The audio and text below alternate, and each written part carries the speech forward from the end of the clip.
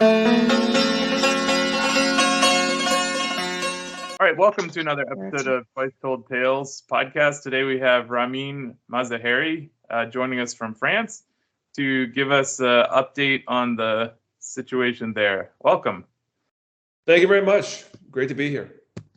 So could you give us a little overview of what you've seen recently on the streets there and what you think what your projection is for the future? Do you think things are getting resolved, or do you think they're going to get worse, or how do you see things there? Well, what you're referring to are the protests going on it's been going on all this year for 4 months. There has been a lot of protests against the raising of the retirement age by 2 years, from 62 to 64. And this is something that was rammed through by presidential decree, and that sort of made people even more upset. But I think that we have to, take this back a bit further. Just to give people some background about me and France, I have been reporting from the streets of France since 2009, and I've been with Press TV since 2010. Press TV is the Iranian government's English language 24/7 media.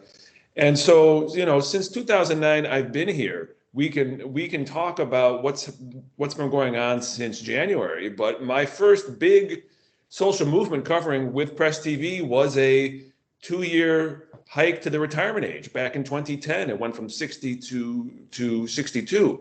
So I bring that up because 2010 is not distant history for anybody watching here, but it reminds us that what's been going on in France and all of the European Union is these austerity measures. That's a phrase that has fallen out of favor in the post-corona world.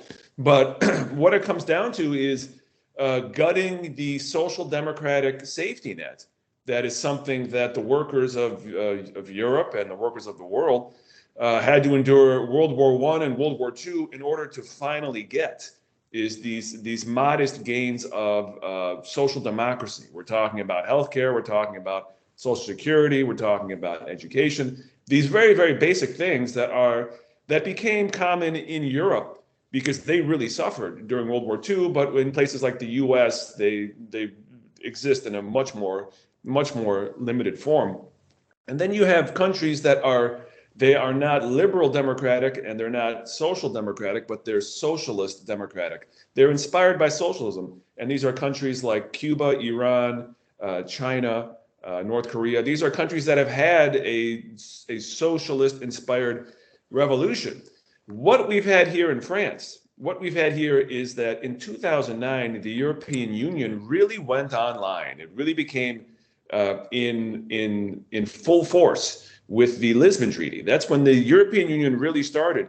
And ever since then, there has been this war to take France and all the member states their social democratic gains and go back to the era of 19th century liberal democracy, which is oligarchical and it's ruled by the 1%. And it doesn't want to give you healthcare. It doesn't want to give you education. It doesn't believe in workers' rights. It's totally untouched and totally at war with socialist democracy, which started in, of course, 1917 Russia. So what's been going on for the last 4 months is something that has been going on. For me personally, since 2010, I've been covering the same anti-austerity protest since 2010. Right now, what's going on is, I mentioned that Macron forced through the 2-year age hike by executive decree. That means that he bypassed Parliament. That means the whole legislative branch that played no role. It is autocracy. But if the real failure here would be to look at Macron as something new, because he has done this before. His predecessor, Francois Hollande, did this before, ruled by executive decree, and then so did Nicolas Sarkozy, starting in 2009 and 2010. In 2010, you had, I believe it was 10 different protest days of 3 million people or more, and this was ignored. and just like the protests today are ignored. The real problem is that only socialist-inspired democracies actually put public opinion into public policy. That's what the French are upset about. That's what the Yellow Vests are demanding. And this is what liberal democracy, Western liberal democracy, like the US, like the UK, like France, this is something that they've always had a problem with, going back, 1789, 1776 with the US, 1848, the so-called revolutions of 1848 across Europe, and which all failed except for in France, the Paris Commune of 1871, World War I, World War II. Liberal democracy always has this problem of being ruled by the 1%, ruled by a rich, well-connected elite. Social democracy made some inroads after World War II, but what Macron, what Hollande, what Sarkozy is doing, what Brussels is doing, what Joe Biden is doing, is they're all trying to reverse the gains of the modest gains of social democracy, and definitely want to stop and fight and destroy any country that has been inspired by the ideals of socialist democracy after 1917. And that's why there's this 40-year war on the Iranian revolution of 1979. This is why there has been an endless blockade against Cuba. And this is why we are seeing, gearing up for more war in China. They had been, the West had been duped that that the Chinese Communist Party had somehow, given up all of their economic control and their influence. And now they're kind of realizing that, wait, China is actually, socialist.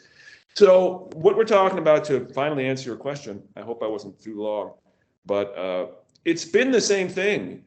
It's been the same thing since 1848. This is something that Marx talked extensively about France, how liberal democracy, in 1848, France was able to end, kingship, and they installed liberal democracy, and it just became this oligarchy of a parliament. And then World War I happened, and other countries finally ended monarchy. Iran had to wait until 1979 to get rid of, this autocratic idea. But after 1979, what we see now with the European Union, which is the most liberal democratic project you can imagine. It's more liberal democratic than the US. They're the ones who, really created the ideological architecture for it. But so there's more liberal democracy in the EU than there is in the US and UK. What we see with the EU especially is that they've gone from being this oligarchical parliament that Marx and Engels and Lenin and Trotsky would, decry, to being a oligarchical executive branch where, it doesn't matter who you vote for, because in France, the president will just use executive decrees. It doesn't matter who, Greece votes in Syriza, or that Spain votes in Podemos, because Brussels is going to overturn the democratic will of their citizens if they don't conform to this rollback of social democracy, of this pushing back of liberal democracy that is fundamentally 19th century and is totally opposed to any sort of socialist inspired ideals that just keep on succeeding despite all of the hot and cold wars. Cuba is still succeeding, Iran is still succeeding, China is surpassing, but that's really what we're talking about. I think that last thing I'll say here to wrap up is that I think that I wrote this book. It came out last year, called France's Yellow Vest: Western Repression of the West's Best Values. And it explains these thoughts that I've given in this, sort of introduction, because, I started to write a book about the Yellow Vests because no reporter in English or French reported live from more Yellow Vest demonstrations than I did. Iran was naturally very interested in the Yellow Vests. They saw this as such a positive, progressive movement. They wanted it covered. So, I finally realized, they are telling so many lies about the Yellow Vests just like they tell lies about Iran, just like they tell lies about Cuba. And when I say they, I mean liberal Democrats. I mean people who are opposed to socialist-inspired democracy, people who are against even the modest gains of social democracy, post-war social democracy. So I wrote this book thinking, I have to, end Western propaganda on the yellow vests. And then I realized, well, then I have to talk about the formation of the EU and what inspired people. And then I realized I had to keep going back further into French Revolutionary history. I had to talk about, we had to talk honestly about the Nazis and about how they were somewhat how they took the prism of Marxism, very, smart of them to do. But then they, distorted it. And I had to go back to the Paris Commune of 1871 when French liberal Democrats colluded with Bismarck to lay siege to Paris for more than 4 months. Literally an act of treason. And this is something that people don't even know about, but people have heard of the Paris Commune, but it's never presented in those terms that the guy who became the president of France's Third Republic lay siege to Paris for 4 months, his own people. And then you go back to 1848, the revolutions that all failed everywhere but France. You go back to Napoleon. There's a chapter in this book titled Western Political History Doesn't Make Sense If Napoleon is Not a Leftist Revolutionary. Because, to wrap it up, they have been lying about the yellow vest, just like they've been lying about the revolution of 1979 in Iran, just like 1959 Cuba, they're lying. 1949 China, they're lying. 1871 Paris Commune, they are lying. 1789, the French Revolution, they lie about that. So the book kind of became 2 parts. One was explaining the yellow vests.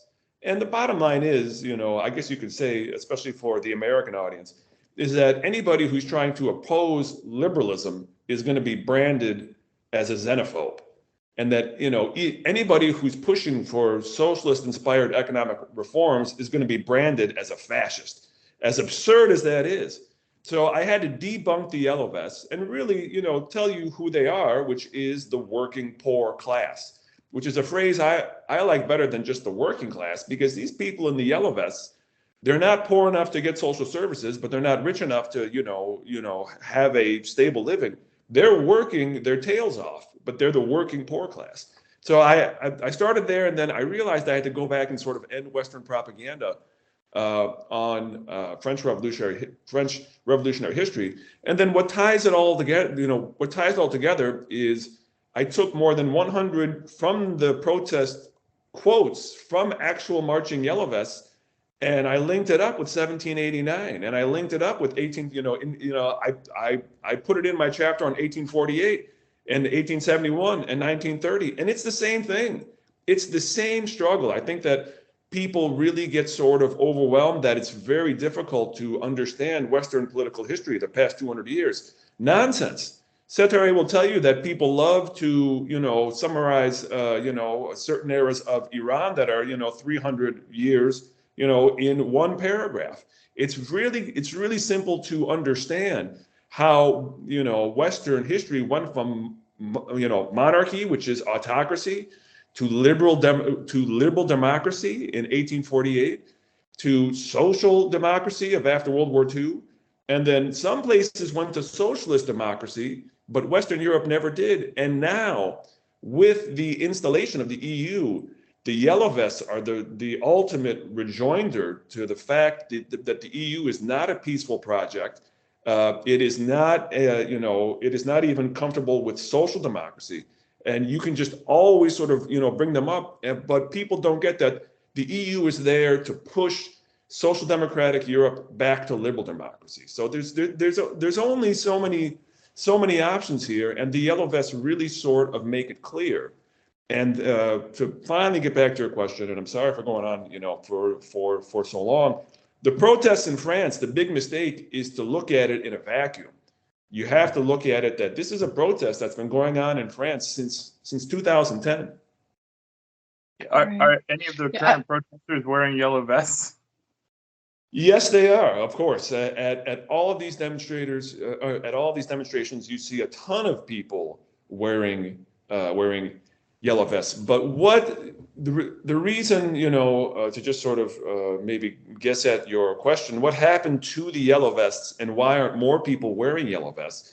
It's because the French government, they engaged in a total war on the yellow vests, and they scared people. They scared the average person from putting on a yellow vest and going down to a demonstration. And that was what the power of the yellow vest was. Half the people who went to these demonstrations had never even gone to a protest in their lives. But via police repression, via slandering them as anti-Semites and xenophobes, which is totally, totally false, via judicial repression, thousands of people, given prison terms, via the guarantee of mass arrests, via the guarantee of people are going to go through your purse if you go to a demonstration, via the guarantee that you're going to get tear gassed. That's what made people stop joining the yellow vest demonstrations, which went from late 2018 until really, summer of 2019. It was May 1st, 2019. That was sort of it was the bloodiest day I've ever seen in a non-war zone. And that's when, people just got too scared. But we've had the coronavirus pause, and now we have this, we have another 2-year hike to the retirement age, and that's brought out unions more in force. But the yellow vests, what's going to happen to them? Well, that's another question, I guess. I don't want to go on and on.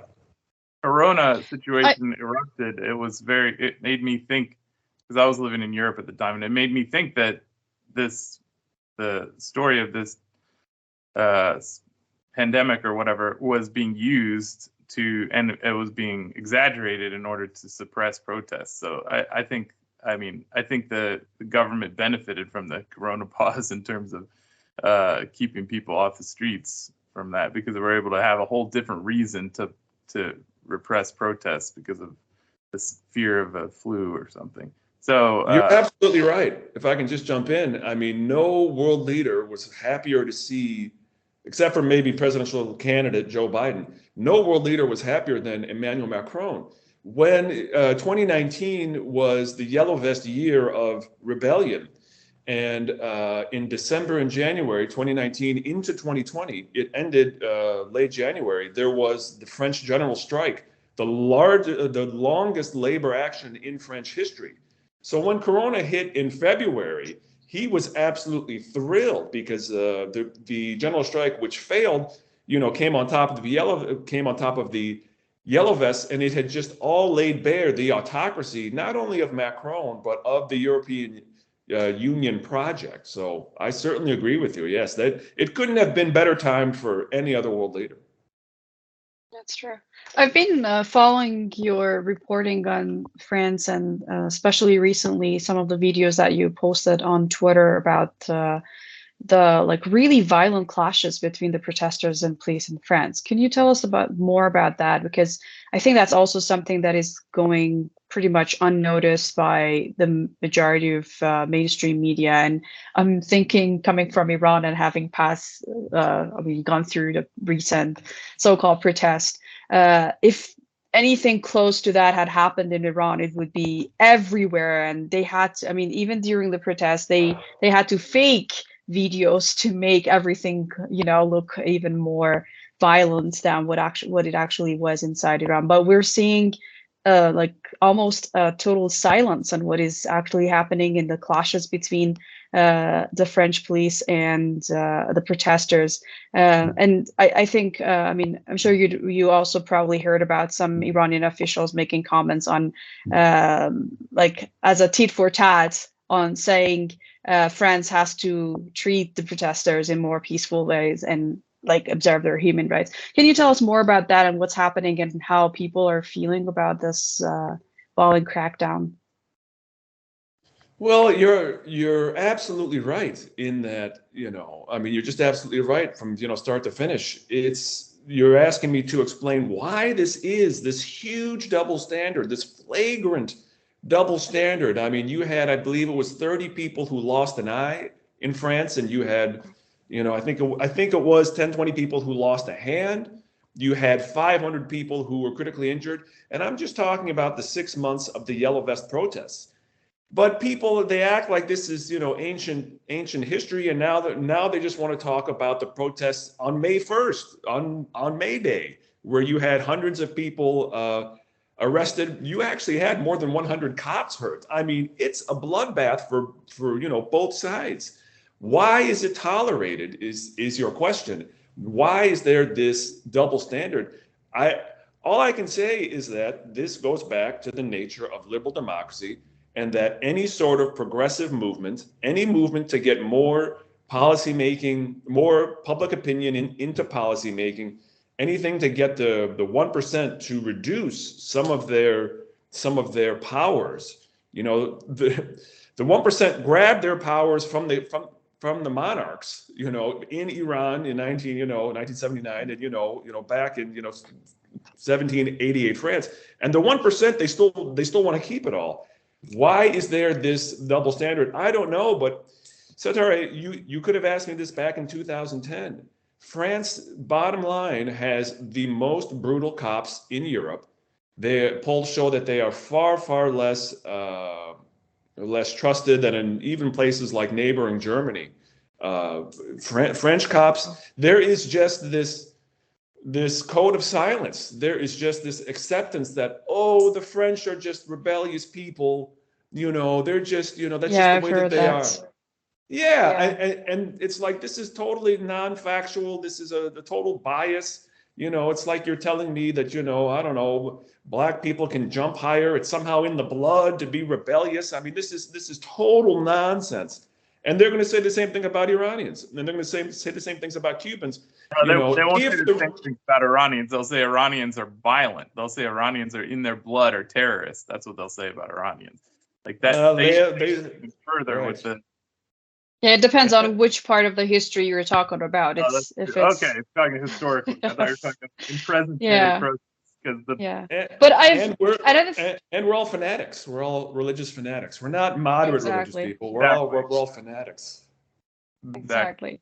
What I've also heard, and I want to ask you about that, because the title of the book that you've written, and I wanted also to mention, you've kind of titled it as Western Repression of the Western's Values, and I really like that part, and I want to focus on that part. And I ask you because this is also what I have heard from a lot of people saying that, well, what you're seeing in France is reflective of how free the society is and how free people are to protest. But then when there is a crackdown, nobody is talking about it, and they're not talking about how.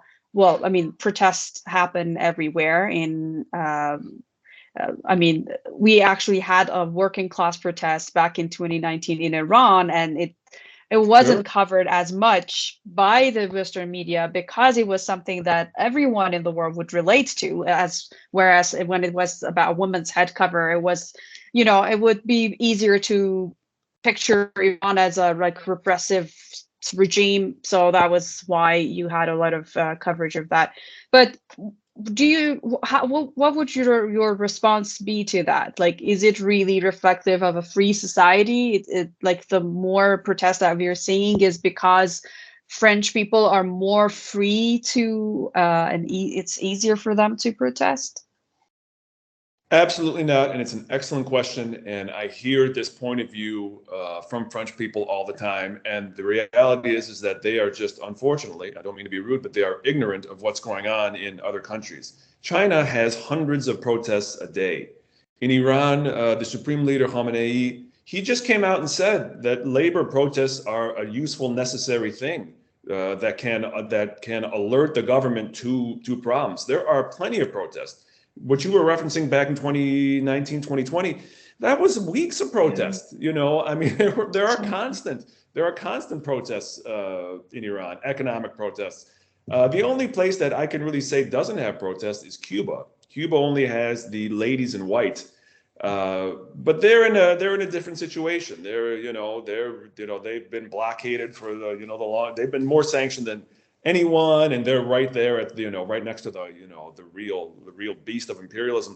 But Iran and China and yeah, I mean, people think that, I don't know, in Iran, if you, say one word, that's, contradictory, that you're going to go to jail. They have no idea, Satare, about how vibrant the Iranian press is, and, how combative they are, and how much more combative the Iranian press is and critical than the, Western mainstream media. And you try to explain this to Westerners, and they just don't believe you, because they are bombarded with this constant propaganda. They are so propagandized that they don't even know what is propaganda.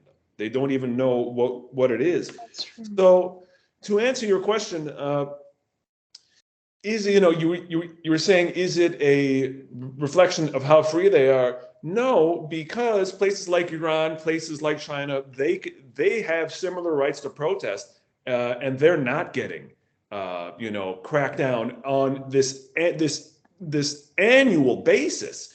Every spring in France since 2010 across Europe has seen anti-austerity protests, and usually in the fall. And in France, there's constant crackdowns. They have been faulted too many times to mention by the United Nations, Human Rights Watch, Amnesty. I mean, I have done so many reports on police brutality over the years.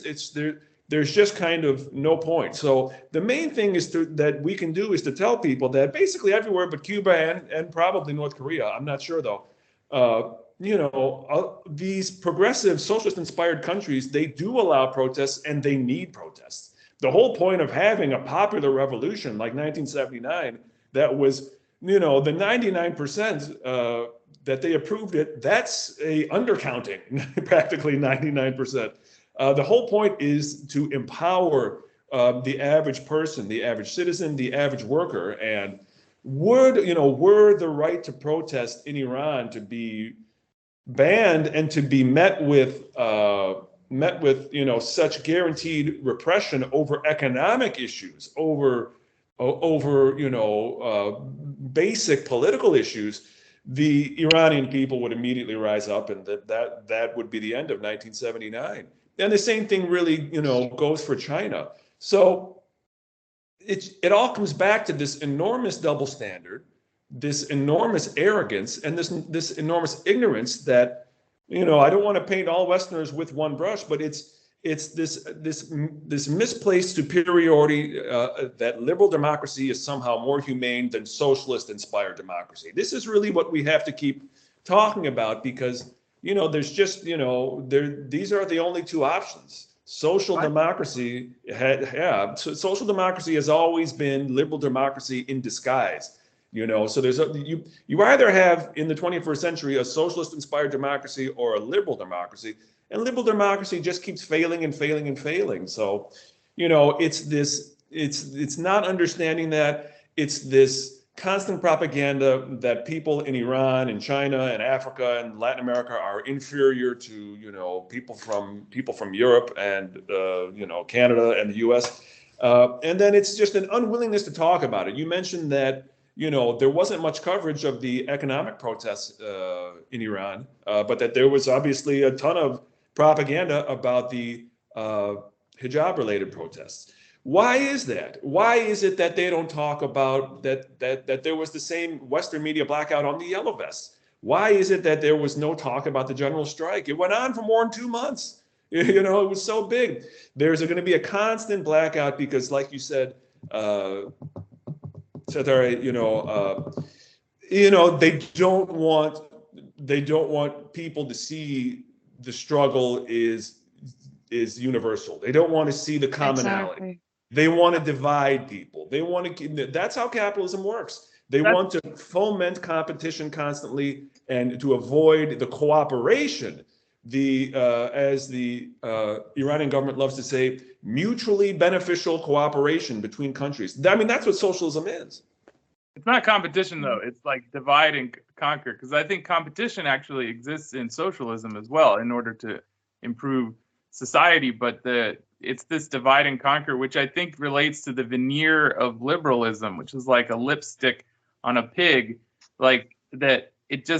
It makes it you feel like you're better, like you were saying, the bigotry of the West towards other countries. It's fascinating because the same liberal culture here that will say, oh, you can't be racist against anyone, like everyone is at anything, there's no genders, everything's good, and there's no ability to judge anything, will be the first to judge Iranians or the first to judge the Chinese, because it's like an accepted bigotry, which is this allows for this veneer of capital accumulation. And I think that is really a fascinating thing which you incorporate into your work, which almost no Americans know about, which is the actual writings of Marx, because Marx has been so unbelievably tarnished. I mean, if you just say transgenderism to a right winger, they will associate that. They'll say that is the product of Marx, which is unbelievable. I mean, exactly. So like the right has been so prevented from understanding Marx, because Marx's Capital is like it's the guide to what we're seeing right now. It shows how it's not really people's choices. It's just the way capital relates to power, and then how power pushes through society, and it pushes through however. And that's the real scary thing for me now in this current age of technology, is that this social media and this technology has created this unbelievable like way for capital to like in very clever ways we don't understand. Like you can look at transgenderism. That's a great one to look at, how it's like pushed through. Please, do we have to? No, we don't have to. Really, it's too dangerous to talk about. But those kind of issues where we see these cropped up social issues that cause division or cause social decay, where I mean, just injecting yourself with untested genetic therapies that en masse, like everyone agreeing that this is a good idea together. It all relates to this power dynamic, which Marx really broke down incredibly. And I think I had no idea about it, and I read it in passing once, and it was just like I had to keep understanding what he was saying, because it's so clear that we're witnessing around the world this capital flow of capital. It's like a tsunami. It's like a river that just pushes through with no morality at all, and everyone creates excuses or rationality for it happening, but it's yeah. Anyway, so that's how I tend to root the analysis rather than individual decision making, because I think it becomes more clear, and that's why we have like Ursula von der Leyen as some kind of new monarch, where all the European states gave up their previous kings and queens to embrace this insane queen who can't even speak for a minute without sounding like. It's sometimes I think it just takes someone who is Iranian to sort of remind people that monarchy is atrocious. It's the whole idea of autocracy is something that should be politically unacceptable. This is something, we are not serfs, we are not slaves anymore. But it was really so very recent that we all were. It was the whole French Revolution was to break feudalism, and it didn't spread until even after 1848. To the Iranian conception of time, this is a blip. For a country that's been around 2,500 years, this is recent history. But what you're saying about Marx, I mean, this is why in my book on the Yellow Vests, and I'm not talking about it just to sell the books. I don't make money off these things. I have to have a real job. But I think it's interesting because, like you're saying, when you go back and read Marx on France, and I quote him extensively, he's saying the exact same things that the Yellow Vests are saying today, because this is the nature of liberalism. It became apparent in 1848, Marx saw it. And it became apparent in 1871 with the Paris Commune, and Marx saw it. It became apparent after World War I, and Trotsky saw it. And so I'm constantly quoting in this book Trotsky and Marx and all of these thinkers because they had it figured out for their era, and we need to figure it out for our era, and we need to see where the patterns show up. And really, like I said, it's liberal democracy or socialist democracy. But what Lenin saw, and what many people have seen, and I talk about this in the book, is the way liberal democracy has transformed via the industrial revolution and the modern era into a bankocracy. It's really not. It really is a bankocracy that's ruling, and this is something that the European Union has really helped bring to light, but really also the U.S. After the great financial crisis of 2008. It's, people have a general understanding now of the role that, central banks have in our everyday lives. This is not something that existed in 1800, because the only central bank, I believe, was in revolutionary France. So the power of banks, the power of central banks, the power of industrial capitalism, this is all relatively new, but we see that the results are in. And the European Union, which was meant to bring stability, prosperity, and democracy. I don't have a dog in this fight. I've just been here for 13 years reporting every day. It's not there. And France is sort of the most flagrant example of the violence of this modern, the modern Western bankocracy, which is posing as a liberal democracy. And if you go back and read Marx, or if you read the quotes of Marx about France in my book, it'll show you we're talking about the same things. And I think once we learn that, then we become more comfortable to say, you know what, I'm against liberal democracy. It's just ruled by the 1%. Liberal democracy is so permeated with the idea of autocracy that it's poisoned at the root. And that's why you get people who run in the EU, why you get autocrats like Macron, because liberal democracy, they made their peace with monarchy. Socialist democracy, the Iranian Islamic Revolution, which kicked out the Shah, they said no more monarchy, no more. But liberal democracy, they made their peace with them, and they cohabitate together. And when you have this culture that you're smarter than the 99% and you should be in charge, and to hell with what they think, and to hell with protests, you get a sham democracy. And that's what they've got here in France. Yeah, well, we definitely have that in the U.S. There's no doubt about that. Yeah, what's amazing is the way that the U.S. is able to prevent protests with people, because the retirement age was raised in the U.S. and there wasn't even a peep from the population. It was raised 3 years, I think. It was from 65 to 68, and it wasn't even covered in the media. So it's like unbelievable. And what's covered in the media more? It wasn't covered in the media, but what's covered in the media is the poo-pooing of French people, just saying like, oh, French people, they're protesting because the retirement age is raised to 64. And it's like, because that's so below what Americans work for, that they don't even acknowledge it's just been raised. Tougher French people. Yeah. It's just raised above it, and people don't care here. They'd rather point fingers at France and say, look at those silly protesters. You're spoiled.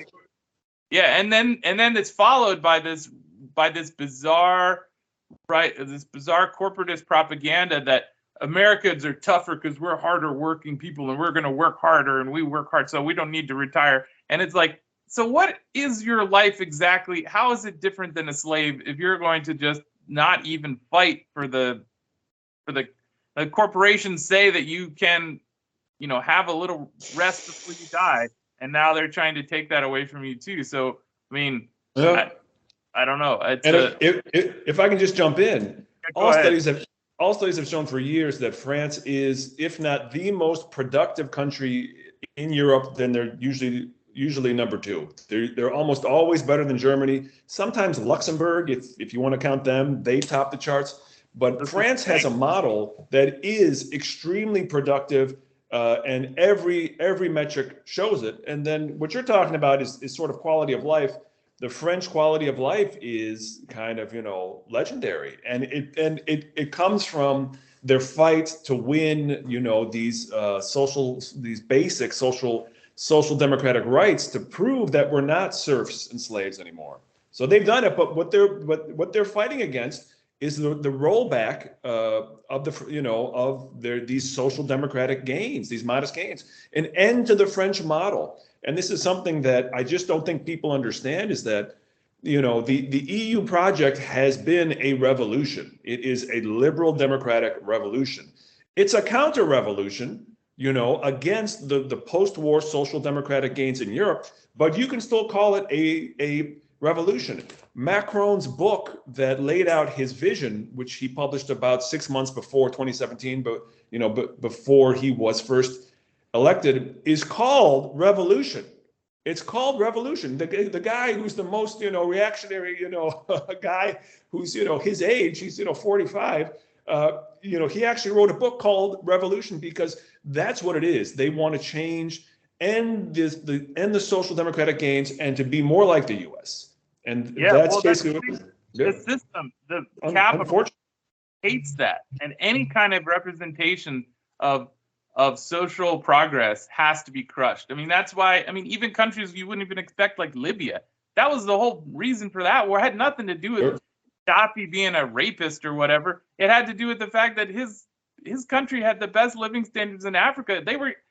Its population was every individual was getting something like $2,000 a year or something or even more than that. I forget, it was a huge amount of money just because they free education, free healthcare.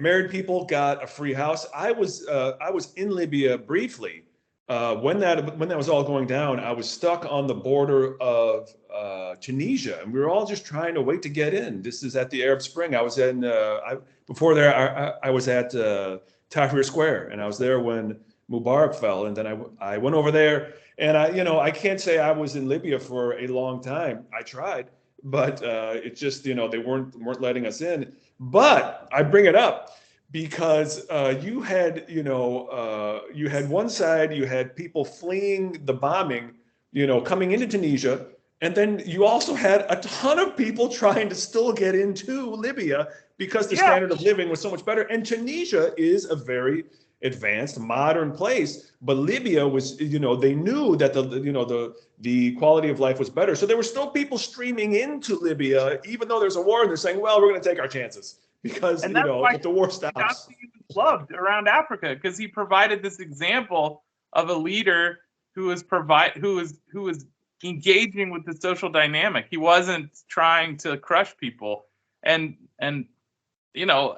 the minute he dropped the idea of having a Pan-African currency was too much because they knew not only is he providing a social example for how to live, he was now threatening the whole economic sphere from the banks. And I think France is in the same role now. It's obviously easier to crush the French. You don't have to bomb them, but I think. I don't know. It might not be easier actually. It's a war of attrition here. You have to beat them up every Saturday, and then scare them from protesting in the future, or you have to do something like this year. There's been 13 days of protests. You make them protest so much and lose a day's wages, and you make their economic life so precarious that they run out of money to protest anymore. Just to go back to Libya for just 1 second, because you asked me to bring it up. Libya was a form of it was the authoritarian form of Islamic socialism. There, people think that all socialists have to be anti-religion. That's just not true. Like, that's not a law. Like, there's no scientific law that says you can't be socialist and religious. And Libya was, Islamic socialism, but it was more on the authoritarian side. But you have, I'm sorry?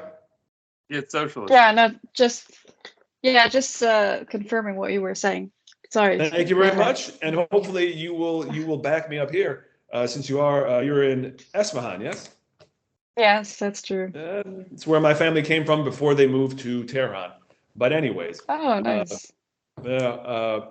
So I wrote a book. This came out a couple of years ago called Socialism's Ignored Success: Iranian Islamic Socialism.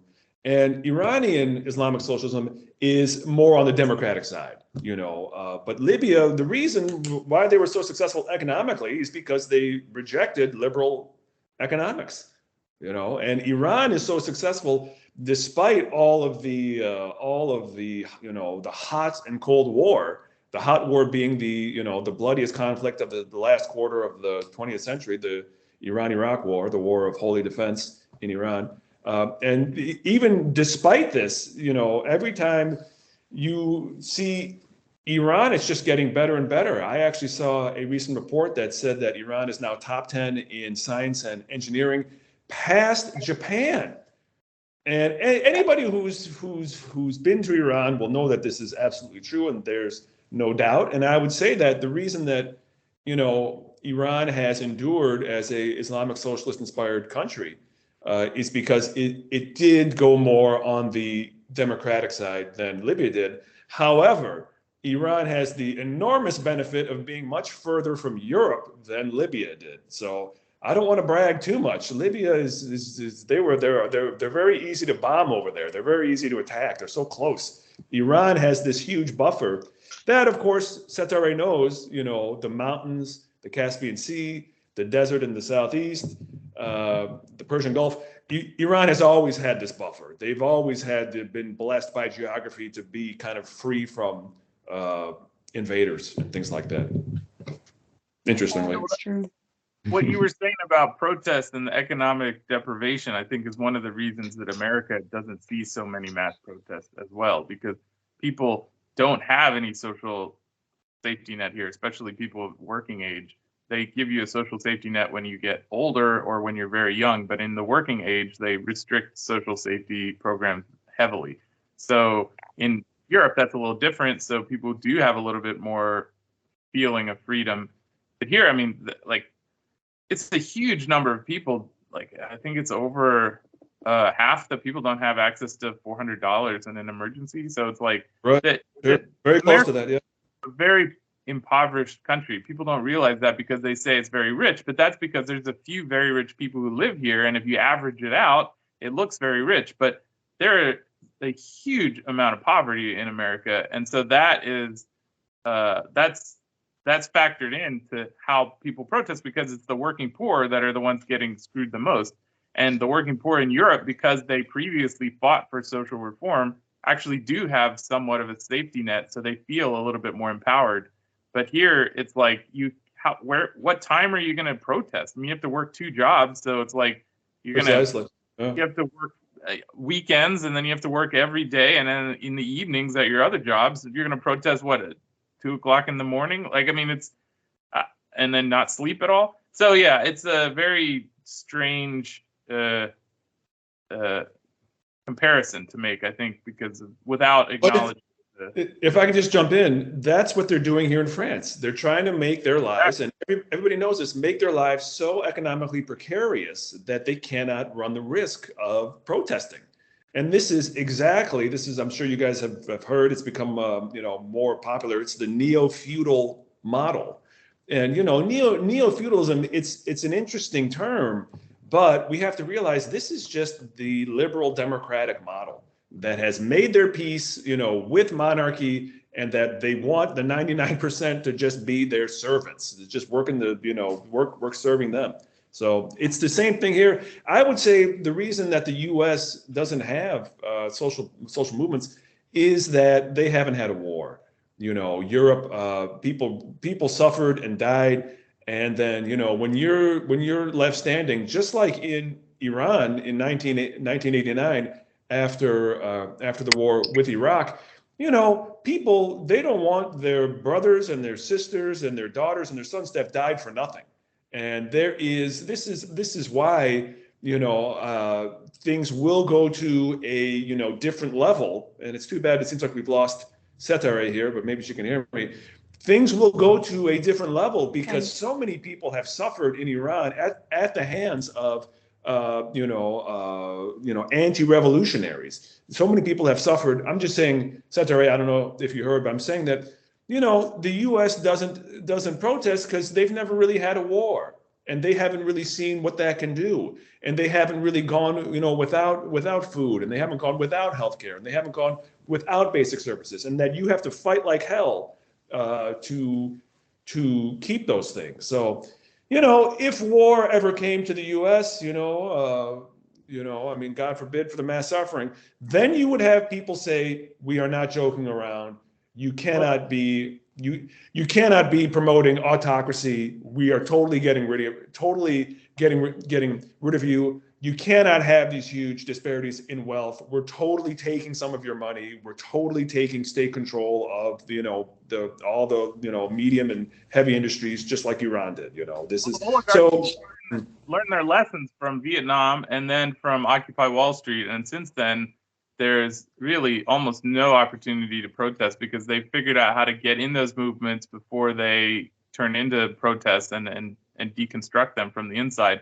And then also, they've learned how to fight wars now by developing intentional wars, by having, a decade or so of pre-positioning and indoctrination of your proxy army. So like in Ukraine, they spent like a decade of messaging and indoctrination and investing in developing the mentality. So Ukrainians are now very willing to throw themselves on the Russian bayonet in order to benefit the U.S. War machine. And we're looking at from the Taiwanese people I know, they're very willing to do the same thing. So they've ginned up these wars, which they basically plan out. It's not like a war just happened in Ukraine. It's like they triggered it. They did what they needed to do to get Russia to respond, and they had already positioned their troops. So we don't in America.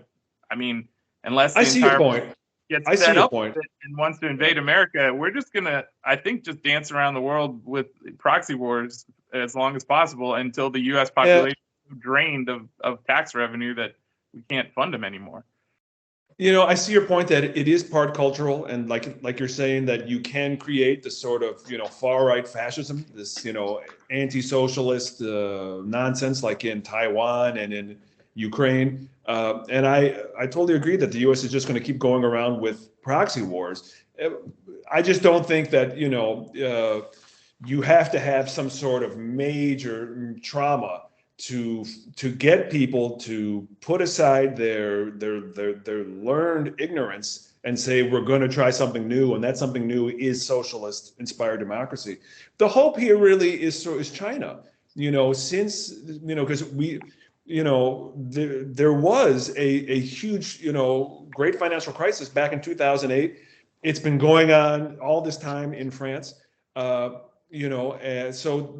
then since then, the West has gone down and China has gone up. So it's hopeful that China, which is basically a continent, that their inspiration can provide more velvet revolutions, and there's not mass bloodshed in order to wrest power away from people like the soon-to-be King Charles, to wrest power away from people like Jeff Bezos. Or, it just sort of, goes on and on. But what's going to take away the 1%'s political and economic power other than a socialist-inspired revolution? Many people get that here in France, but, it's just they're not openly talking about the socialist, so the reality that you have liberal democracy or you have socialist democracy, and that they're two totally different things. And, Yeah.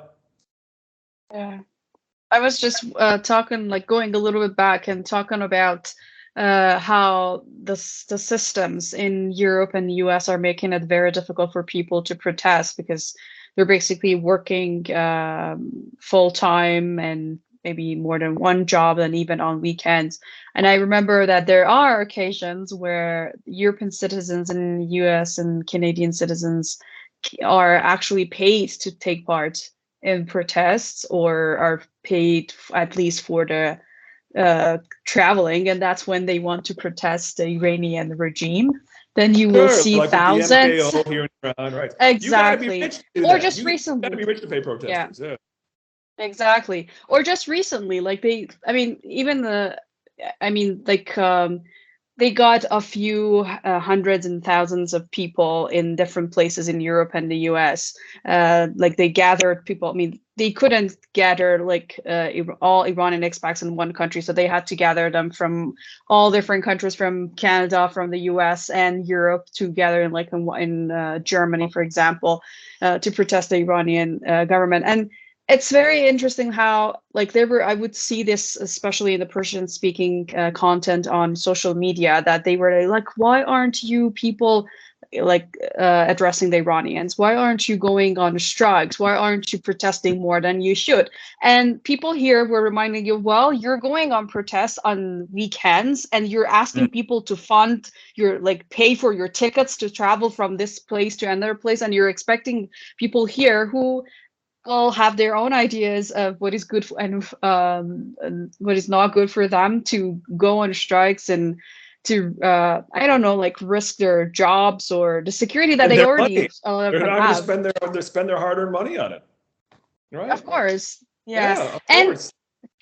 and just watching the things going on in France, it also kind of, I mean, it's really amazing how Macron met with the CIA agents, Messi Ali-Nejad, and a few others, and among them was the daughter of a protester who was killed during the protests by unknown shooters, because that's also a big difference between protests in France and in Iran, that there are a lot of groups and agents that are funded by US and Mossad and other intelligence services to push the protests inside Iran towards a more violent form, and they start just shooting random people. And this has been the style of the MEK, and they have been doing it for so many years. And that's not something that happens in France. So it becomes a lot more difficult for the police to, for example, disperse the protesters or to control the situation. But anyways, it's still not really clear who killed this lady, and obviously it was very tragic for her daughter.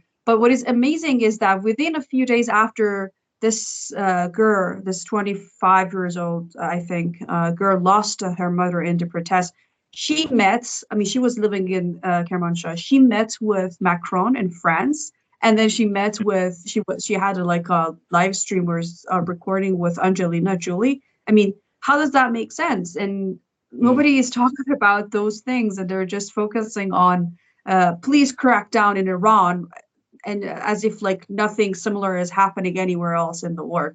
So as someone living here and seeing all the double standards, it really makes me I would say kind of at that time maybe angry, but now more amused than angry, because things have Right. Well, settled that's down. good. That's good. That's good. Yeah, I'm sure you've heard the Iranian saying, China be and angry, and die of your anger. Exactly. That's my You favorite know, quote. Yes. I mean, it's the people who are really, it's really better to use, people who who are angry at you. Well, I just want to say, Satare, what you were explaining about how, what you were explaining, Westerners cannot understand. Westerners don't understand, for example, the role of, what I'm trying to say is, at the Yellow Vest, there is no foreign influence. There are no Iranian agents supplying guns. There are no Chinese agents setting cops on fire. There are no, who else can we say? There are no Cuban agents posing as cops. These are all things that happen regularly in Iran, and every Iranian knows it. Every Iranian knows it. There's constant documentation of all these things that I mentioned. I mean, you see all of these, obviously, these things that are impossible for any Iranian to do. When someone is going into a bazaar and shooting left and right, this is not a protester. This is not even an Iranian, Exactly. I would say. This has got to be somebody who's paid to do it. If he's an Iranian, then he's a mercenary. He's someone without a country. We see pictures of people, cops in Iran, with tattoos. But the problem is you can't join the cops if you have a tattoo. So, how did he get all of this great looking gear? And then these cops, they go and they beat up protesters to, tarnish the name of cops. And these are things that, like, many Westerners are like, thinking right now, Ramin, I think this is, propaganda. I'm not really sure. Every Iranian is sure this type of influence is happening, that guns and violence are being created by Israelis and the UK and France, but it doesn't happen in the West. That's just so. Exactly. When you say it, it's so true, Satare. I'm just saying, you're so right. but it's very hard for Westerners to take us at our word. No. Yeah, because they don't have anything. I mean, they don't have a similar experience, like nothing even close to that what we're experiencing. Just during these last protests back in September to almost around January, John Bolton was on BBC Persian, and he bragged about how the U.S. has managed to deliver arms to the protesters. Like, this is imagine something similar happens in France or about French protesters. What will happen then? Like, what would happen? I watched even in 2019 when the working class were protesting, like there was a lot of infiltration. I remember watching this close because it was happening in my neighborhood, and a lot of people were protesting for very like legitimate reasons, like they do in any other countries. But then there were a group of people trying to overtake a police station. Like, in which country can you like storm a police station where there are a lot of arms and the police just stand by and do nothing? But in the case that I was watching in my neighborhood, the police waited for like 4 hours before they started actually shooting to disperse the protesters.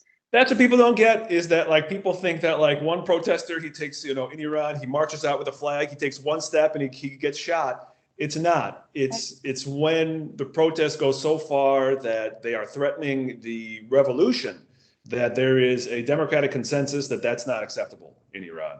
And this is something people here in France, it was the 2017 presidential candidate. He came in fourth, I believe, but he got 20% of the first round vote, Jean-Luc Mélenchon. His party platform was to end the Fifth Republic.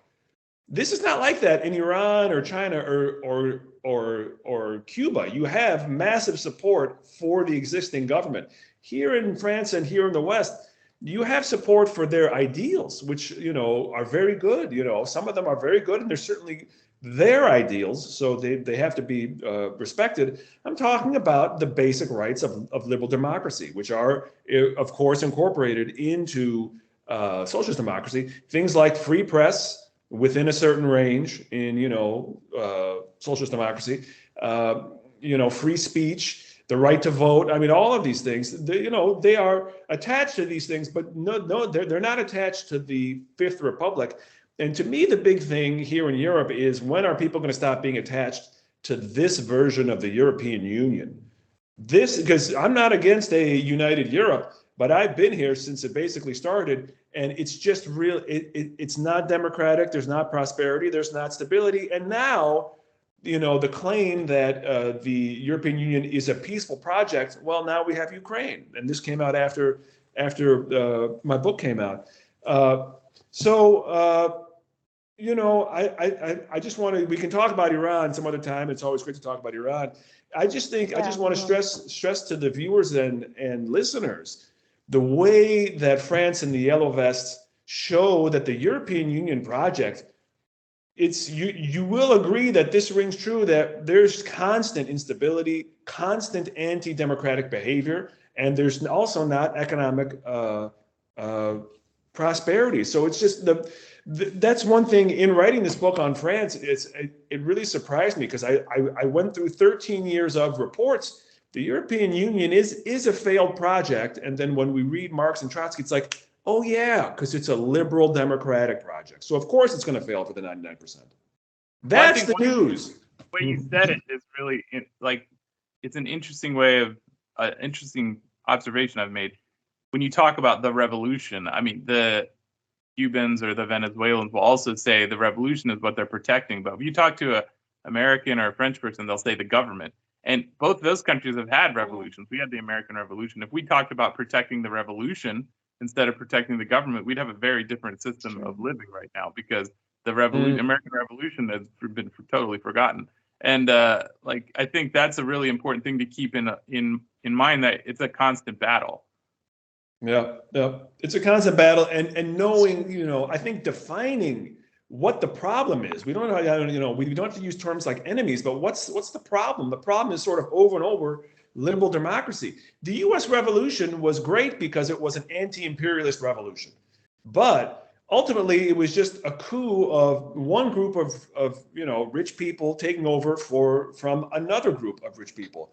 Yeah, Modern political history doesn't start until 1789 France, where you get this idea that of being a citizen, where you get this idea of there being a nation, where you get this idea of there being a class, and the whole thing. Western political history and human political history shows the clear trajectory of moving away from right-wing autocracy towards left-wing empowerment. And this is all something that started in really 1789, and certainly the U.S. is 1776. That's something, but we have to keep moving in that direction. And anybody who's trying to pull us in that other direction, people like Macron or his predecessor Francois Hollande or his predecessor Nicolas Sarkozy, anybody who's trying to reduce democracy, this is someone who cannot be tolerated. And I don't think they should not have equal time in the press and things like that. But of course, they own the press in these Western countries. So they also paint that transition, or they paint that regression in the light of whatever they can. So, for example, in the U.S., they'll paint the idea of Trump being an anti-democratic force, and while they're doing that, they're actually taking away democratic rights. So they use whatever it is, even if it's total hypocrisy, they'll use it to try and move back to full power, where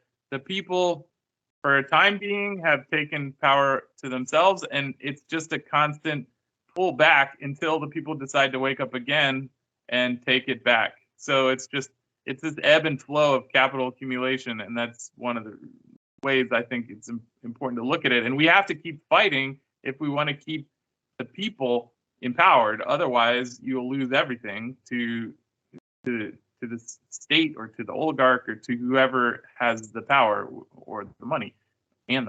So I think that's a good way to look at it. I also am interested in how you think that perception of the West.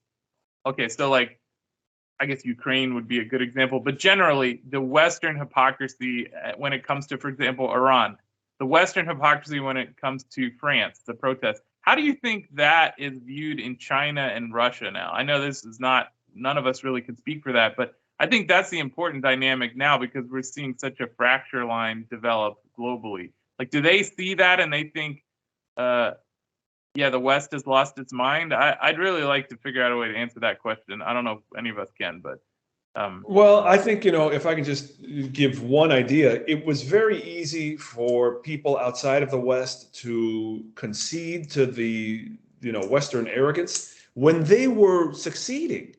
Nothing succeeds like success. And, in France, you had the 30 glorious years after World War II, the US, the West, after World War II, they were doing, really phenomenally. And so was, the USSR. But then when you had the implosion from the top by the USSR and it became, the end of history, and it failed to continue to bring prosperity to the West, then people started to say, wait a minute, you're just the same as us. You aren't doing that great. Let's look a bit more closely at your ideology and your political and economic structures. And we can say since 2008, since the great financial crisis, the West has gone down and down and down, and their arrogance looks more and more absurd. But if you were talking about, how would places like Russia and China and Iran and other developing countries look at the West? In 1991, many falsely said, "Oh, socialist democracy is over and it's only liberal democracy." Well, it's not 1991 anymore. It's not 1991. It's not even 2007.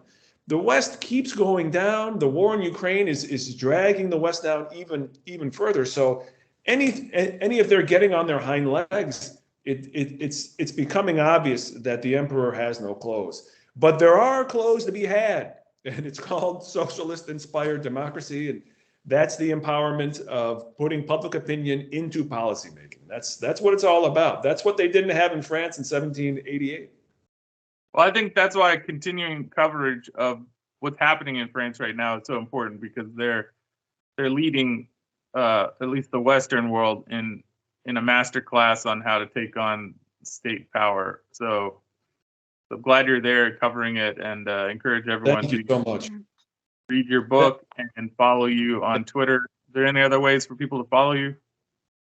Well, I used to regularly post at a Russian website called The Soccer, but that website was frozen. Yeah, I was there I was there for 7-8 years, and I'm trying to see what else I can do. I don't have a whole lot going on right now, I'll be honest with you. But you can see my writings on Press TV. That's TV reports, and I do columns. And then I'm going to be finding something else. I'm on Twitter, but the best thing would be if I can, recommend it. There's the book on France. There's the book on Iran, Socialism's Ignored Success, Iranian Islamic Socialism. And then there's a book on China called I'll Ruin Everything You Are, Ending Western Propaganda on Red China.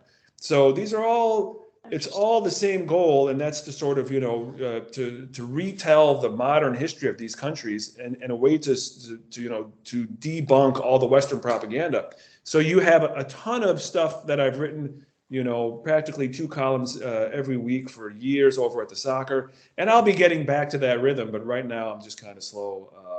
But thank you so much for contacting me. Thank you for your interest. I love what you guys are doing. It's great. So it's a wonderful team you have. Wonderful team. Well, we felt the same exact motivation that you did. Is just we have to do something because the lies are just insane and just really tiresome. So it's good to talk about it and get everything out in the open. Well, God bless you for doing it. Thank you. We definitely want to have you back sometime to talk about your book on Iran and just generally discussing the propaganda against Iran sometime, hopefully. And this was a very insightful talk. Thank you for your time. Me too. Thank you. Thank you so much. Happy to talk with you guys again. All right. Well, thanks everyone for joining us on another episode of Twice Told Tales podcast. Join us again soon. Thanks.